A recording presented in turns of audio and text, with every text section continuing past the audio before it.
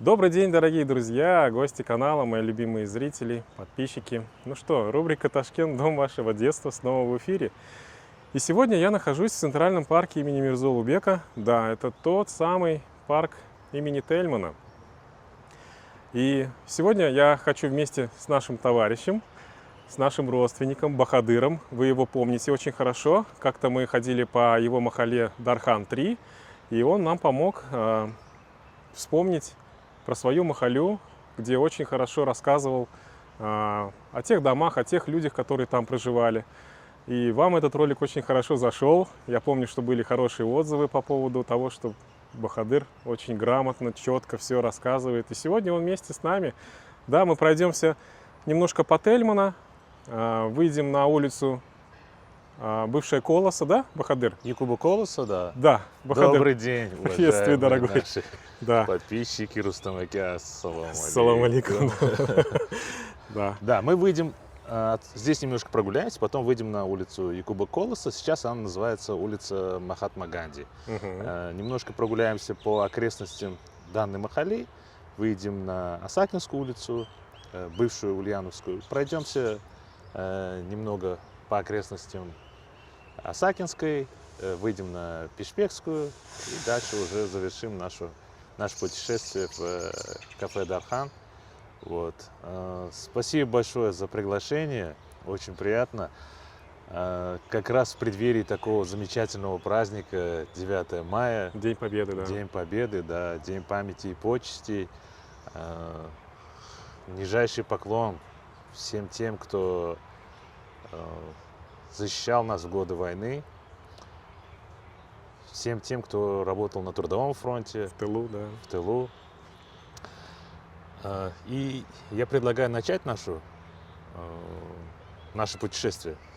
Так, ну хорошо. Смотри, меня интересуют некоторые изменения, которые здесь произошли. Вот была раньше лестница здесь знаменитая, помнишь? Да, помню. Вот Сейчас- фонтан остался на месте. Вместо этой лестницы, Идем немножко ближе подойдем. сделали каскад водопадов. Причем он очень эффектно смотрится, да?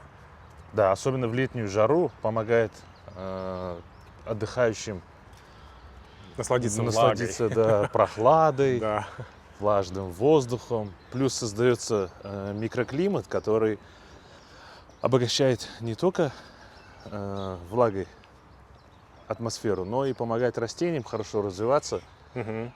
И спасибо большое, что пригласили именно в это место, потому что, кстати, Рустамаке, я бы хотел попросить вас сделать ссылочку на ваше прошлое видео, Так, где вы обязательно. рассказываете об этом парке, очень много исторических Да, фактов там было. Мы Да. уже не первый раз здесь, да? Да, Точно. да. Поэтому будет хорошо напомнить зрителям, кто хотел бы узнать побольше об истории этого парка, они могут получить информацию из прошлого ролика. Да, ну если у тебя есть если- какие-то моменты, если- да, расскажи, пожалуйста. Да. Вы знаете, я недавно пересмотрел опять этот ролик, и кто-то из комментаторов, не помню, как его имя, он, значит, говорит, да, говорит, очень удивительно, говорит, но почему, говорит, вы отмечаете, что парку недавно исполнилось 85 лет, по-моему, а 100-летние деревья. Сейчас я объясню, почему это произошло. На самом деле парк здесь зародился на даче военного генерал-губернатора. Парк заканчивается Территория до Ташми. территория, да, до Ташми доходит, а граничит с Ташми по речке Салар, Мгм. по каналу Салар. А как вы знаете, здесь же очень жаркий регион, и в этом жарком регионе на берегу рек свои дачи строили генерал-губернаторы и так далее. И вот один из генерал-губернаторов построил здесь дачу, а потом уже в 1934 году на территории этой дачи, плюс вот эта часть, верхняя часть, там были жилые постройки, их снесли, и 24 июня 1934 года было открытие парка. Вот. Я как-то в прошлом ролике пытался найти злосчастную, а может быть не злосчастную яму, так называемую, котлован, да, это Ага. любимое место горожан в прошлое, да, где Да, разливалось да, да. пиво. Вот. Кстати, дорогие друзья, с нами будет еще один собеседник, который посчитал пока не раскрывать своих данных, вот, остаться немножко в тени, но он будет за кадром, вы будете голос его слышать. Вот. Ну, Бахадыр, продолжи, пожалуйста. Да. По Сейчас поводу мы ямы. как раз вот совершали прогулку и подошли к старому месту, где проводились различные театральные представления, в том числе первые рок-концерты, которые на территории Республики Узбекистан проходили, они проходили именно здесь. И вот, вот это вот та самая сцена, где проходили первые музыкальные рок-фестивали. Мгм. Вот. И если мы сейчас немножко обойдем, то пройдем как раз к тому месту, которое все, я думаю, кто отдыхал в этом парке, запомнили. Это так называемая яма. Некоторые называют это место котлованом. Вот. Свое слово об этом историческом месте я бы хотел передать нашему собеседнику. Добрый день, дорогие. Здесь еще был летний кинотеатр на этом месте. Сейчас немножко реконструировали. И вся молодежь, да и не только молодежь, вечерами приходила смотреть кино. Толпа была здесь огромная. Люди с удовольствием смотрели новые фильмы. Кинотеатр находился вот прямо на этом месте, да? Прямо на этом месте. То есть, получается, летний театр, он, в принципе, если только его чуть-чуть модернизировали, Да, да? да, да. А да, так да. он на своем месте На остался. своем месте остался. И раньше, скорее всего, была не плитка, а красный песок, да? Да, Да, да, да. песок, был песок. Мгм. Здесь был красный песок, и я помню, как меня дедушка водил в этот парк. Ну, раньше модно было на 1 мая всем городом гулять. Это был праздничный день, все Маевка. выходили. На Да, маевку. да, так и называлась маевка, да. 1 мая, 9 мая. Обязательно старшее поколение. В те годы, я помню, уже было достаточно тепло, потому что меня одевали такие шортики, гольфики обязательно беленькие. При возможности, хотя и не был еще октябренком, мне вешали сюда октябрятский значок. Мне так это нравилось. Или любой другой значок. И вот мы шли, гуляли по этому парку. И почему я запомнил этот красный песок? Потому что я всегда домой возвращался и выслушивал от мамы то, что вот в этой части у меня все красное становилось. Да, мы возле скульптуры лебедя и находимся возле кафе «Аристон», который уже сколько лет существует и уже давно даже не меняет название. А здесь вот сейчас был парк, вернее, это кафе «Дар», Да, да. Вот здесь и забор. да, за забором, который сейчас реконструируют. Но в 60-х, 70-х годах здесь так было это кафе, как называем, народу называлось «Котлован». Мгм. То Здесь, есть вот он, вот да, эта да, яма и вот этот эта котлован, яма, где котлован, раньше да. да, И продавали пиво. продавали пиво, и притом цены, конечно, очень интересные. Мгм. Кружка пива стоила 20 копеек. Еще продавали в графинах, стоило 80 копеек, там где-то 2 с лишним литра было пива. И к ним еще можно было купить в кулечках соленые косточки. Мгм. Очень было приятно. Я надеюсь, все-таки, наверное, ностальгия-то мучает, восстановит это котлован именно в этом виде. Чтобы Мгм. было пиво, косточки. Да. Было очень много комментариев, Да. и меня так немножко это пожурили и сказали: ты, кажется, не дошел, братан. Ты не то нам показываешь. Оказывается, сама яма и кафе, ну или яма, или котлован находилась вот здесь. Да, Ну, больше котлован называли. да. Где Почему-то. ташкентцы любили попить божественного напитка пива. Так, Бахадыр, куда мы сейчас пойдем? Давай, веди нас. Но я предлагаю уже потихонечку идти к выходу Так. и пройтись по основной дороге, либо можем свернуть на Якуба Колоса Мгм. и выйти на улицу, сейчас называемая Осакинская, бывшую Ульяновскую. А вообще вы знаете, как зародилось это место и как это зарождение этого места было связано с гражданской войной в Соединенных Штатах 61-65 годов? Ничего себе. Интересно? Ну, конечно. Какая связь? Да, гражданская война 61-65 годов в Штатах между севером и югом приводит к тому, что поставки хлопка из Штатов в Европу прекращаются. Ну, скорее всего, на этой теме. На этой теме, да. Предприимчивые среднеазиаты. Так, 80% импорта в Англию это был американский хлопок. так.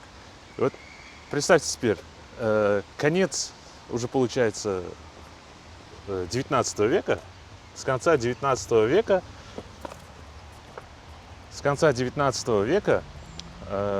поставки хлопка прекращаются. Что нужно делать? Нужно, Искать альтернативу.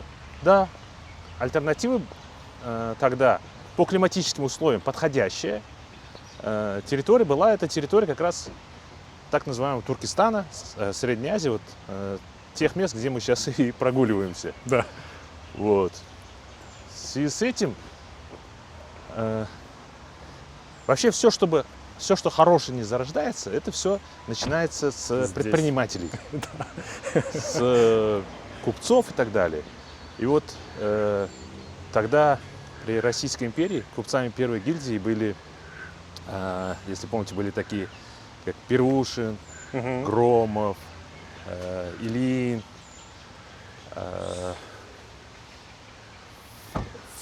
Но их же интерес нужно защищать. И совместно, получается, помимо купцов, которые защищали свои деньги, приезжали сюда и генерал-губернаторы, которые вот как раз и зародили здесь. Сейчас давайте машину пропустим. Мгм. Которые зародили дачу, вот, а в дальнейшем уже происходило освоение вот этих вот земель. Если говорить о братьях Первушиных, то их первые заводы были построены здесь недалеко. Это Ну, первушка. отсюда буквально, да, Первушка, Да. вот это первый винзавод. Винзавод, да. Да. Мгм. Первый пивзавод тоже был где-то на этой территории, но я, к сожалению, уже, наверное, найти не смогу, потому что уже все слишком поменялось. Пытался поискать по старым картам, не нашел. Но вот как раз на территории этой махалли, этого микрорайона, был один из первых пивзаводов. Возможно, когда его перестроили, то потом пиво из этого пивзавода поступало как раз в эту яму, о которой Чё долго мы таскать, и когда здесь говорили. Да. рядом? Потому что расстояние маленькое, да. Да. Вот. Ну это вот как-то да. Вот это все старые дома. Вот с этим, с парадной. До парадной дойди, Рустам, старые ворота там.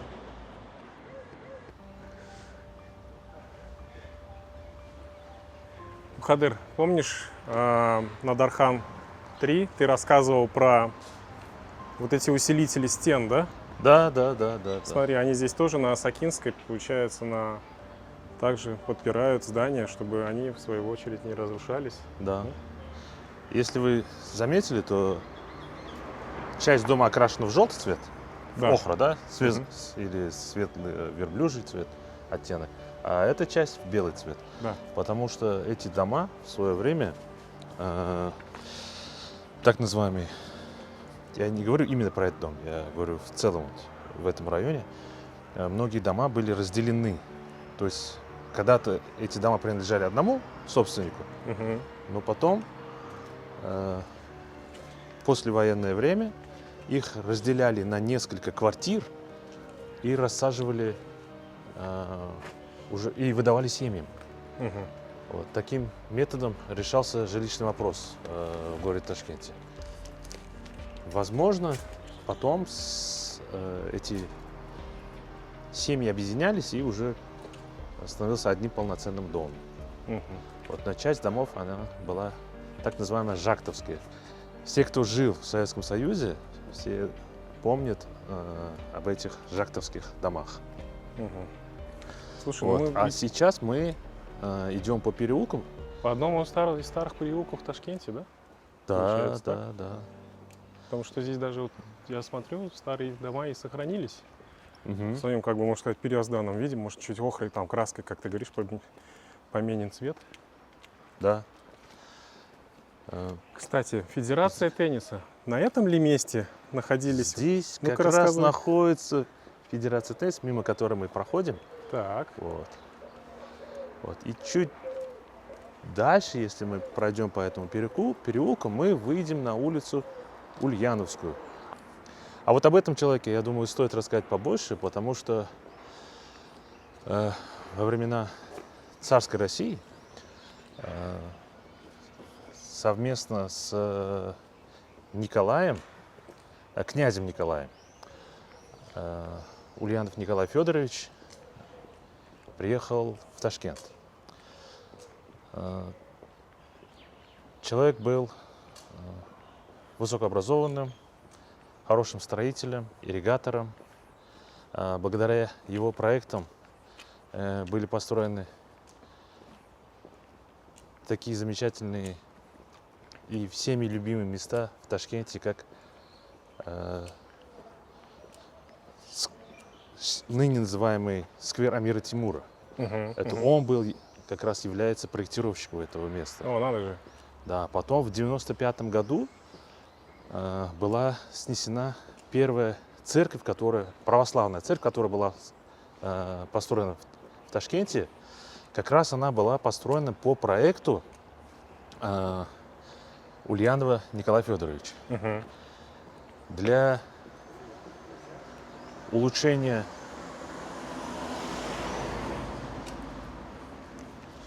все, машина проехала. Дальше записываем. Для улучшения голодной степи, благодаря проектам Николая Федоровича, были изменены русла реки Сырдарья, Мгм. и поливная система голодной степи орошалась вот благодаря новым каналам, и очень много плодородных земель смогли получить. Ну, сейчас это популярным стало название фермеры, а тогда даже не знаю, это не колхозник, это до колхозников получается, скажем, землевладельцы, да, Да. и их Долгожданную работники. воду. Да, долгожданную воду. И теперь как раз мы выходим на ту самую улицу, которая была названа в честь Николая Федоровича Ульянова. Значит, мы прошли на улицу Ульяновскую, а начало этой улицы как раз мы здесь стоим. Почему мы вышли именно к этому месту? Потому что здесь берет начало улица Ульяновская. Она выходит на улицу, на ныне так называемый проспект Мустак-Али. Раньше это была улица Пушкинская. Да, мы у знаменитых 20-этажек московских, да? Да, да, да, которые были построены в начале 80-х. 80-х, да. И мы стоим у входа в метро Хамида Алимджана. Да. И как раз через дорогу находится та самая площадь Хамида Алимджана, которую многие, уверен, наши подписчики помнят. Метро было основано в 70-х годах. Проектированием занимался Московский метрополитен. Мгм. И первая линия Чаланзарская была введена вот в 1977 году, по-моему. Было введено, точное количество не помню, но до 10 линий, начиная от Максима Горького и до Чаланзара, до Сабира Ахимова. Мгм. Тут здание НБО, да, Национального банка Да, Узбекистана. да. Оно довольно-таки современное. В 90-х годах, кажется, его, да, построили? Все верно, Рустамаке. Это новая постройка, в 90-е, по-моему, построили. И вот мы сейчас идем вниз. Союз Печать, смотри. Помнишь, да? О, это Союз Печать, кстати, по-моему, еще со времен Хотел сказать царя горох. Моих школьных, по-моему, времен. Я вот помню, если нам нужно было купить там ручку, предположим, или газету, какой-нибудь выпуск, который редкий, и я не мог найти у себя в Махале, мы приезжали Здесь сюда. 100% есть. Здесь 100%, да, есть, обязательно. А ручки тогда были в дефиците, и я помню, мы покупали только стержни и Экономили, да? заменяли, да, на ручках Выживали стержни. как могли. Да. Ну что, слушай, строительный факультет, мне кажется, что все-таки это вот это здание, да, старинное, на которое вот мы сразу вот вышли. Мне Как ты тоже так думаешь? кажется, да. Хотя он больше похож на жилой дом. Ну, не знаю. Здесь других зданий нету, которые подходили под описание. Я очень надеюсь, Рустам Аке, то, что это здание сохранят в качестве культурного наследия. Посмотрите, пожалуйста, обратите внимание, На балконы. какие Давай. балконы. И потом мы сейчас выйдем на фасадную часть. Так. Я так понимаю, это постройка, наверное, сталинской эпохи. Мгм. Потому что вот эти вот ажурные элементы архитектуры, которые вот на фасаде здания, обратите внимание, Мгм. это вот это вот богатое убранство, это сталинская эпоха. Мгм.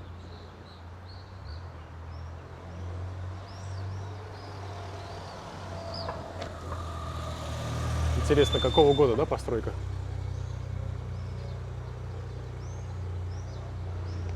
Ну что, мы... К сожалению, у меня нет информации, но я думаю, этому зданию уже как минимум 60-70 лет. Мгм. И мы потихонечку, кстати, подходим к знаменитой 18-й школе. Так. Вот. А о 18-й школе я предлагаю рассказать нашему третьему участнику нашего путешествия. Вот. Он учился некогда в этой школе, помнит ее, так сказать, изнутри. Вот. И От первого лица. Да, и слово давайте передадим ему. Рустам, ты прав, это здание бывшего строительно-технологического факультета Ташкентского политехнического института. Здорово. Следующее здание у нас получается школа номер 18 города Ташкента. Это очень знаменитая школа.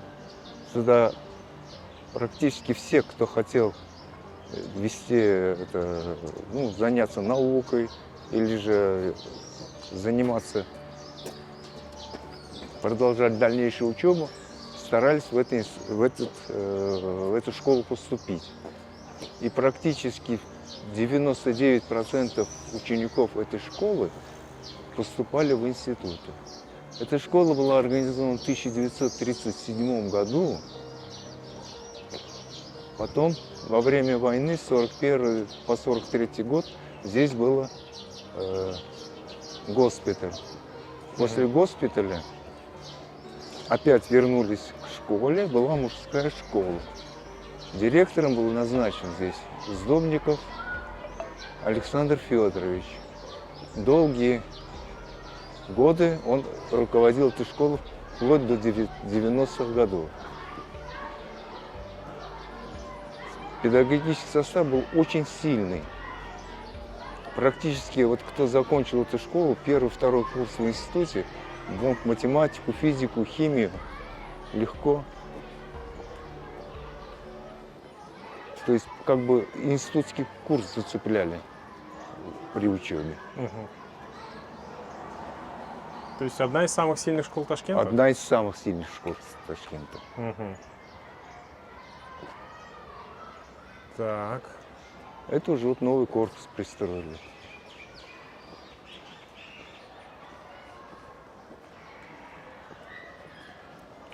Вот она, да? Получается, вот центральный вход Да. 18-й школы.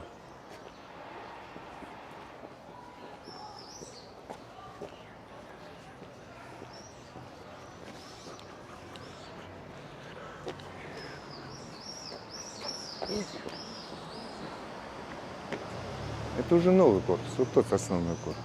Мгм.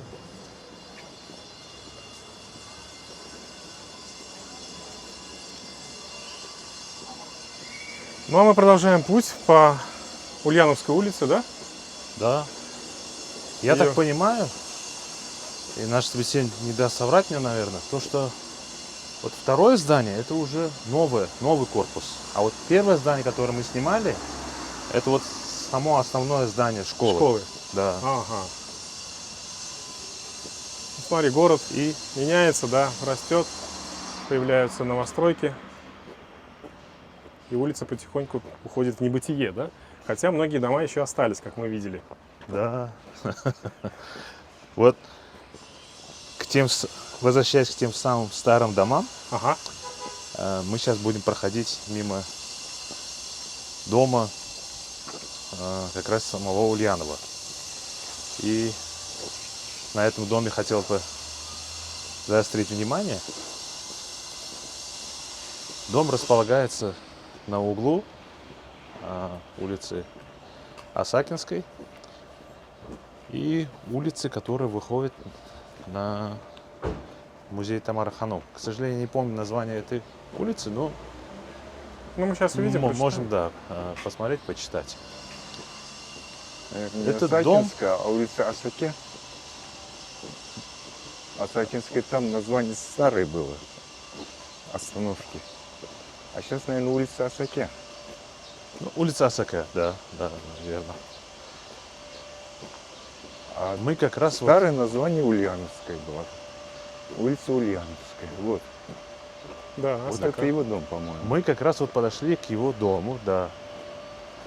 Если вы обратите внимание на вот эти вот ворота, эти ворота еще остались со времен, с конца 19 века. И они очень тяжелые. Мгм. Пытались заменить эти ворота, но когда поняли то, что чтобы их снять, нужна спецтехника, а просто рабочими невозможно снять, решили оставить. И уже более 100 лет эти ворота находятся на своем месте. Мгм. Фасад его дома, вот мы как раз сейчас будем проходить, эту станки можете снять. Вот видите, старая лепнина осталась В своем первозданном виде, можно первозданном сказать, да? виде, да. Вот только та часть, где крыша была реконструирована, естественно, с годами крыша подсохла, подгнила, Мгм. и верхняя часть была немного реконструирована, а сам кирпич и сама основа этого здания до сих пор в первозданном виде. Мгм. Вот здесь как раз-таки и жил Ульянов Николай Федорович. Он был достаточно зажиточным, богатым человеком. В этом доме, во дворе этого дома также была конюшня. М. Если идти по этой улице в сторону музея Тамара Ханум, Так. то как раз, к сожалению, здесь уже эта часть снесена, но здесь тоже были ворота, вот, по левой части. Мгм. Отсюда входил рабочий персонал, который обслуживал семью Ульяновых. У них был во дворе свой домик, где они проживали, своя конюшня.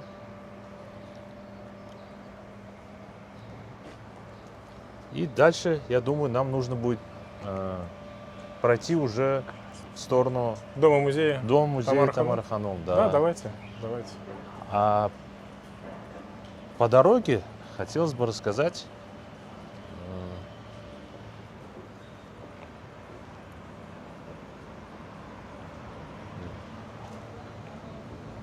кафе Дархан. Так. От дома-музея Тамара Ханум до кафе Дархан, там буквально расстояние порядка 50 метров. И все ташкентцы, я думаю, прекрасно знают это кафе. Оно было образовано как столовая проектного института Устяжпром, а потом отдельно отошло в частные руки Но многие свадьбы, свадебные пловы, Да, так любые на- торжества. любые торжества, да, проходили либо в частных домах у себя во дворах прям проводили эти мероприятия, либо же в этом кафе Дархан, ну и уже совсем зажиточный, если помните, был дом торжеств Навруз. Да. Я не знаю, он сейчас работает, нет, функционирует, нет. Нет, его уже нету, к сожалению.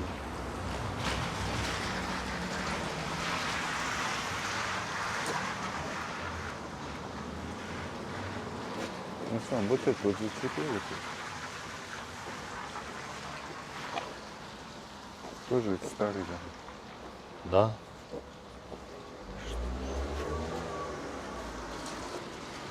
Тоже это старый. Бахадыр, смотри. Улочка, да? И дома практически не поменялись здесь.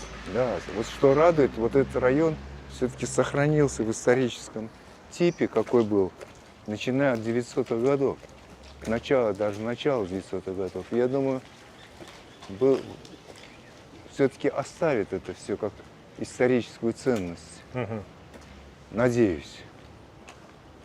По крайней мере, до сегодняшнего это уже произошло. Так, улица Дархан. Бахадыр. Да.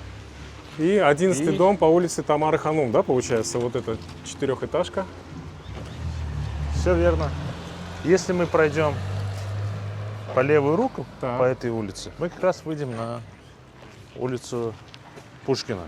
Мгм. И ко второму выходу того самого метро Хамида Алимджана, о котором мы ранее говорили. И я надеюсь, многие наши подписчики узнают те места, по которым мы сейчас идем. А, возможно, здесь кто-то проживал, Да, я уверен, то, что мы увидит свои окна, увидим. Да. двор. Да, так и И есть. для них будет очень приятно увидеть места своей молодости, юности, Детство. детства, да. Так, мы подходим к третьему дому. Нам было бы очень приятно, если мы сможем найти жителей этих домов, и если они нам поставят лайки, Ну или что-нибудь напишут. да, Будет вообще замечательно. Да, пишите, не стесняйтесь. Что бы вы еще хотели увидеть в своем родном Ташкенте? Мы постараемся снять. Так, а мы направляемся в дом-музей имени Тамары Ханум. да, Рустам Аке, все верно. Нам буквально осталось метров 200. Тамара Ханум, корни ее, она армянского происхождения. Уважаемый собеседник, вы нам не подскажете фамилию Тамара Ханум? Тамара Ханум, как я и сказал, она корни ее армянского происхождения и Народная артистка Узбекистана, народная артистка СССР, лауреат Сталинской премии.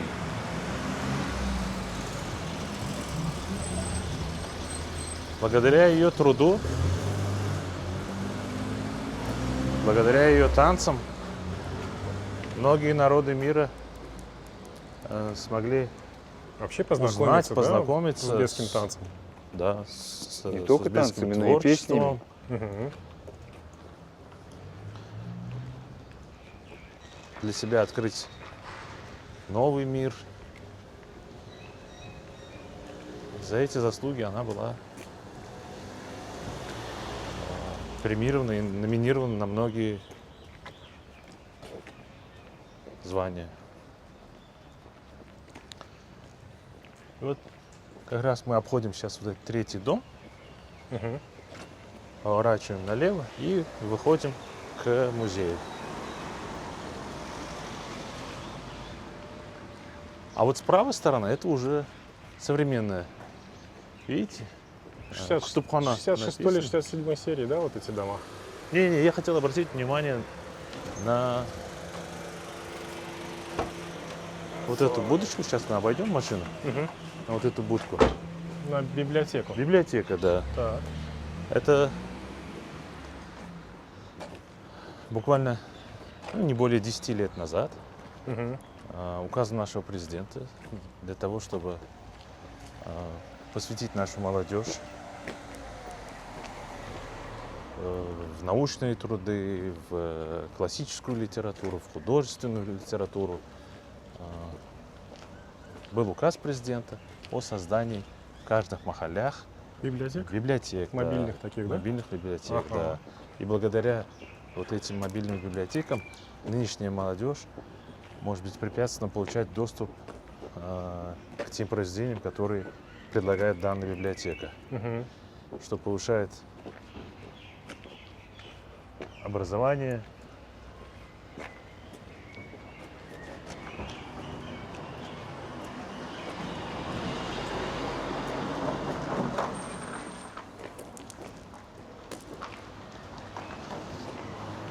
Так, ну Да, извините меня. между первым и Между вторым между вторым, да, вот двор получается второго дома и первого, кажется. Очень трудно идти и сосредоточиться, когда вокруг тебя ездит куча машин. да. Поэтому мне тоже приходится иногда озираться назад.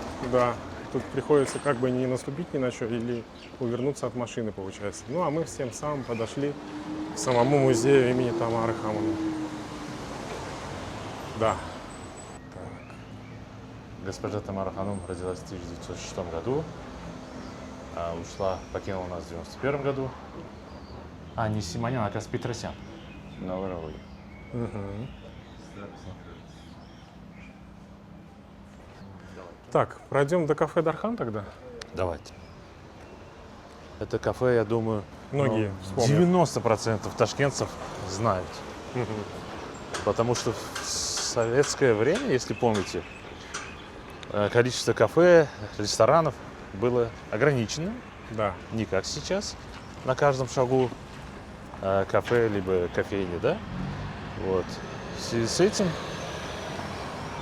как я и сказал уже ранее, 90% ташкентцев знают о кафе Дархан. О существовании этого кафе, да. Да.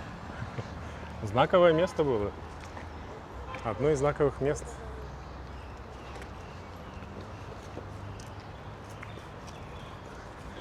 Так, 90-й дом, девятиэтажка по улице уже проспекту Мустакиликт. Ну и вот летняя беседка того самого кафе Дархан. Когда-то здесь мы ели мороженое. Сейчас можем зайти и посмотреть, как изменился. Как изменилась внутренняя отделка кафе. Ага. Я думаю, многие узнают те самые места, где они отдыхали, Да. куда приходили покушать, пообедать, возможно, поужинать. А давай попробуем плов здесь. А? Я бы, честно говоря, с удовольствием. Если он уже Можно готов. попробовать плов, можно Да. попробовать другие блюда. У них достаточно разнообразная кухня. Сейчас мы зайдем вовнутрь, я вам покажу. Да, самообразство, да, там? Да. Так, Они это главный молодцы, вход увеличили получается. свое меню. Так. Прошу. Смотрите, как преобразилось кафе Дархан. Вот такое уютное. Если заведение. если ранее, помните, вход был со стороны улицы Да. Пушкинской, Мгм. то потом этот вход перекрыли Мгм. сейчас. И отделка была из такого темного красного бархата. Мгм. А сейчас уже более светлые тона, намного приятнее находиться. Ну, лично для меня. Да. И смотрите, ну начнем, да. Берете поднос, как раньше, ложки, хлеб, салаты, сюзьма, с майонезом салаты, ачичуки, винегреты, оливье. В общем, все, что хотите есть, на ваш вкус и выбор. Переходим ко вторым блюдам, да? Жареная картошка. Так, есть с мясом, есть с курицей. Вот это я не знаю, Бахадыр, поправь меня, что это, типа пирога какого-то, да, или, наверное, с яйцом что-то, да? Я думаю, это узбекский вариант лазаньи. Да? Салам алейкум. Так, смотрите. Скорее всего, сольянка. Большой выбор Зелёный первых суп, блюд. борщ, да? Щи, борщ, Смотри, все, что пельмешки, хочешь. куриный суп, мастова, С нухатом, мастова, борщ, да. Ну, прямо, ну, что соляка хочешь. сборная мясная, машкурда, Слушай, у меня уже слюни бегут. котлеты. О, смотрите, даже рыба представлена в их меню. Да. Голубцы. Слушай, я, честно говоря, не ожидал такой выбор. Шашлыки. Шашлыки. Много Несколько видов. видов, смотри. Пожалуйста. Так, можно, в принципе, как и здесь попитаться, да и также забрать с собой, да, я так понимаю? Да, да. Манты. В плане сервиса они молодцы. Знаешь, как эта каша называется в армии? Нет. Дробь 16. Да, перловка. Пюре, здравствуйте. Мы просто делаем репортаж о кафе Дархан. Раньше здесь оно было значимым местом, проводили свадьбы здесь, и мы решили показать, как оно выглядит сейчас, и просто удивились, что шашлыки даже несколько видов есть. Да, спасибо. Да, мы еще дойдем до конца. Вот. Да, смотрите, соусы разные, подливы, да. Ну и, конечно, сладкое. Все, подходите сюда, рассчитывайтесь и берете поднос, уходите туда. О, Выпечка. нет, оказывается, выпечка еще есть. Да, самса разных видов. Цены сразу вы видите, да? С картошкой по 6, зелень по 5, с курицей 7, мясом 8, 12 с сыром и курицей. Ну и куда же без пирожков. Да, замечательно. Ну и если любителям сладкого, пожалуйста, можете здесь отведать что-нибудь сладкое. Напитки. Бахадыр, Да. давай, ты не против, все-таки мы плов возьмем и вместе троем сядем, перекусим. Может, да. Все, занимай стол, я туда пошел. Салам алейкум. Можно нам 3 порции плова, пожалуйста? С собой, да? Нет, здесь. Если вы не против, можно я сниму? Это вот знаменитый ташкентский плов. Свадебный. Или праздничный, да? его Или еще праздничный называют? еще. Да.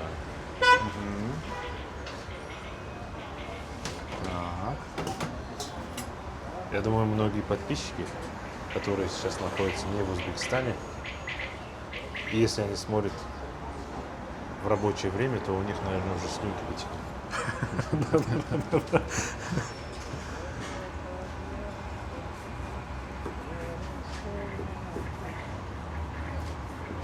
А ты знаешь, что вот это вот? Это же джиз. Джиза. Джиз, да? Да, Это да. жареная думба с солью посыпана, да? Да? То есть они готовят два вида плова. Первый это свадебный, праздничный, и второй это чеханский плов. Ну, немножко темнее, да? Он темнее, да, он немного солонее, более поджаристый и более калорийный. Там больше мяса, больше жира. А, вот, скорее всего, вот это, да? Специально для нас открыли. Вот, смотрите, да. Ошпа специально показывает, как он выглядит. Рахмат. Рахмат. Чеснок. Ну что, забираем? Это нам или не нам? Ага, вот, Рахмат. А, оттуда нам передадут. Ну что, дорогой, приступай. Приятного аппетита, дорогие подписчики.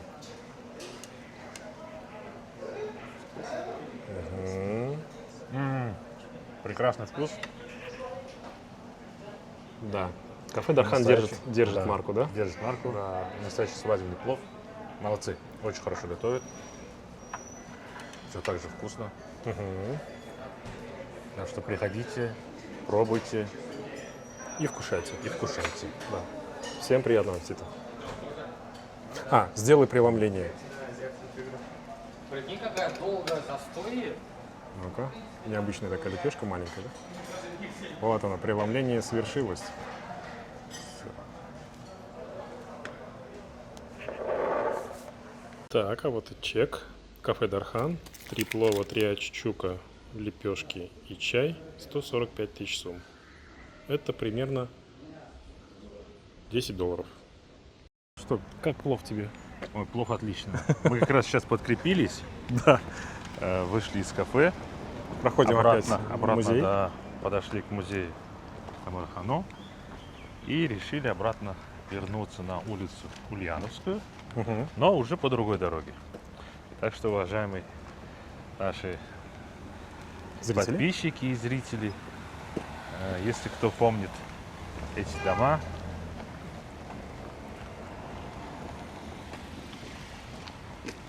машина проедет. Вот. Это вот дом как раз, где жила сама Тамара Хану. И на первом этаже этого дома, Да, вот эта пристройка, это и есть да, вот музей. эта пристройка, Да, это и есть первый этаж. дом-музей. Внутрь мы попасть не смогли, но внутри дома-музея можно было бы познакомиться с теми нарядами, в которых она выступала. Все это сейчас представлено в ее доме-музее. Хадр, это что за здание напротив, а? Это здание Устяжпрома, проектного института, Так. его так называемый лабораторный корпус. Мгм. Вот. В свое время это сейчас лабораторный корпус, а ранее здесь тоже сидели проектировщики, архитекторы. В самом Тяжпроме в свое время работало порядка 500 архитекторов и инженеров. Мгм.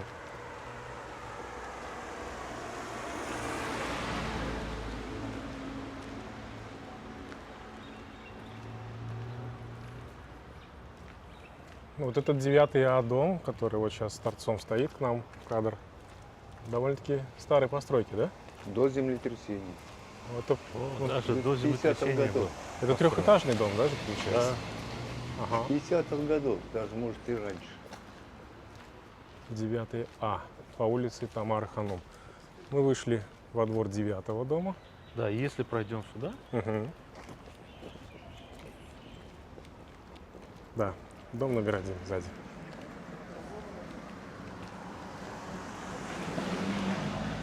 и проходя мимо 9 дома, Вот это. мы выйдем на улицу, которая в свое время выходила на старые бани. Название этих бань я не помню. Вы не помните название бань? Баня Который на был? Пушкинской называлась. Баня на Пушкинской. И эти бани уже снесены. Сейчас здесь строится большой жилой комплекс, Это вот который перед нами? который вот перед нами, да. Мгм. Вот. Но многие ташкентцы, я думаю, помнят об этой бане.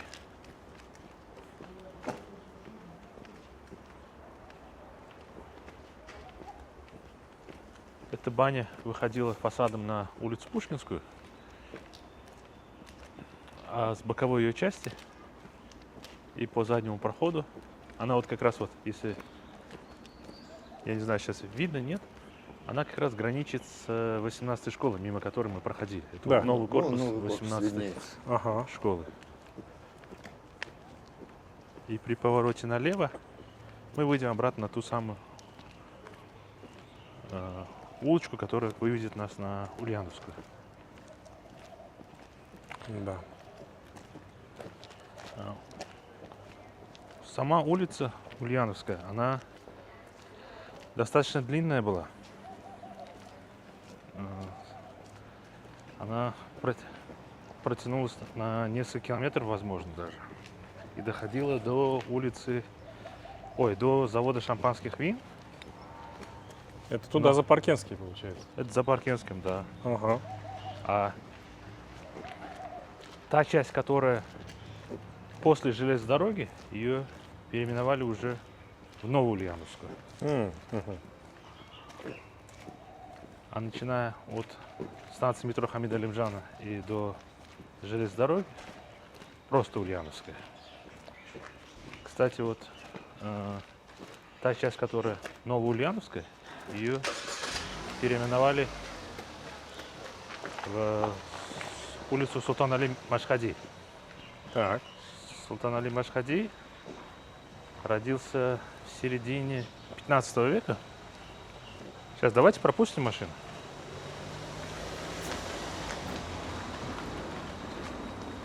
Вот. Как я уже и сказал, он родился в середине 15 века на улице, в городе Мешхет. Ага. И в честь этого города Султан Али прозвали Султан Али Машхади. Угу. С детства Султан Али увлекался живописью, рисунками. У него очень хорошо получалась каллиграфия. И вот благодаря своим этим творческим данным он стал широко известной личностью Средневековья. И в дальнейшем уже переехал на территорию современного Узбекистана. И здесь он сотрудничал и работал вместе с такими деятелями, как Алишер Наваи. И многие его произведения были переписаны именно Султан Али Машхади, в честь которого была переименована вот Новоульяновская улица. Понятно. Некоторые рукописи дошли и до наших дней. Часть из них хранится в Турции. Угу. Ну, часть, конечно, была возвращена, большая часть возвращена в Узбекистан, как культурное наследие. Все-таки Алишер Наваи, наш узбекский деятель Средневековья, является основателем современного узбекского языка.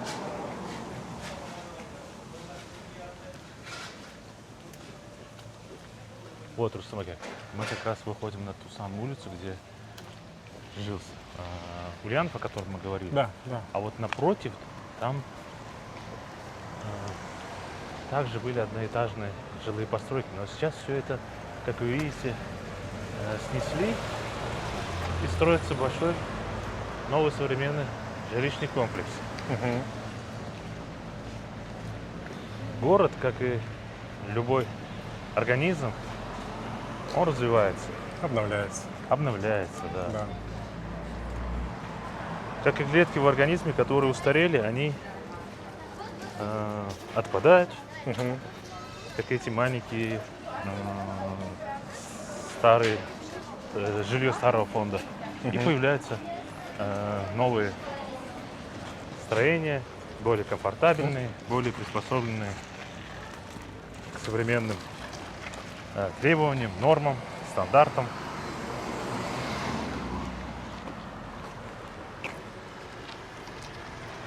Но, гонясь за всей этой новизной, нельзя, конечно же, забывать и про старую архитектуру и те исторические места все-таки должны мы сохранить для нашего следующего поколения. Да, точно. Бахадыр, где-то, если я не ошибаюсь, где-то здесь, в этом районе, живет руководитель группы Яла, Фарук Закиров. Фарук Закиров, да, Рустам Аке, вы правы. Именно здесь, как раз, в этой махалле проживает народный артист не только Узбекистана, заслуженный артист. Кстати, улица Фарук Закиров. улица Ульяновская свое название сохранила до Мустакили. Советские чиновники думали, что эта улица названа в честь тех Ульянова, Ленина, и не трогали название.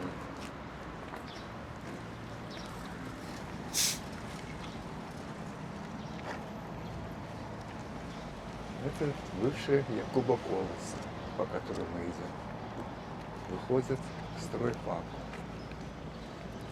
строительному факультету Ташкентского политехнического института.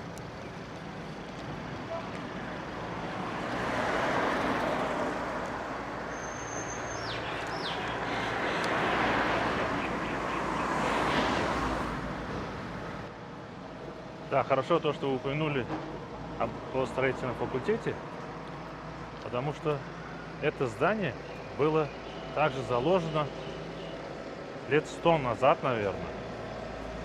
Оно в свое время было одноэтажным, но в связи с увеличившимся числом студентов и нехваткой учебных помещений было принято решение о возведении второго этажа над первым этажом. И сейчас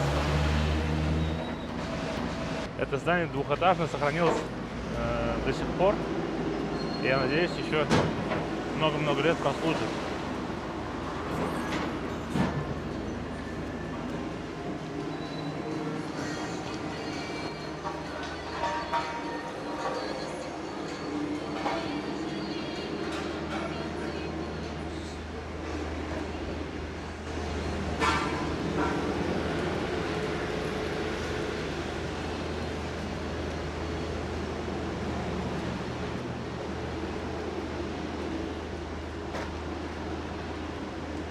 У нас здесь появился новый звукорежиссер, называется «Экскаватор». Он нам ведет музыкальное сопровождение. Да. Вот это здание тоже интересное, смотри, с правой стороны. Да.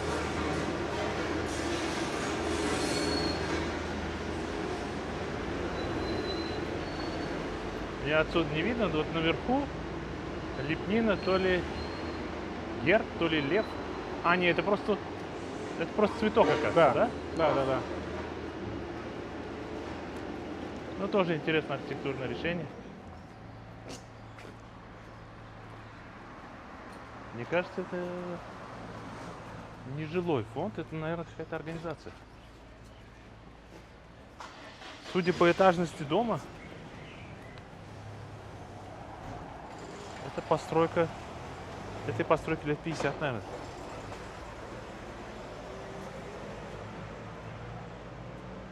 Ну, как ты думаешь, балерина? Скульптура балерины? Что может быть здесь? Может, какая-то школа балетная здесь раньше была? Как ты думаешь? Вполне возможно, да. Да? Если я не ошибаюсь, по-моему, здесь было хореографическое училище. Да ладно. Могу ошибиться, да? Ага. Могу ошибиться. Память подводит.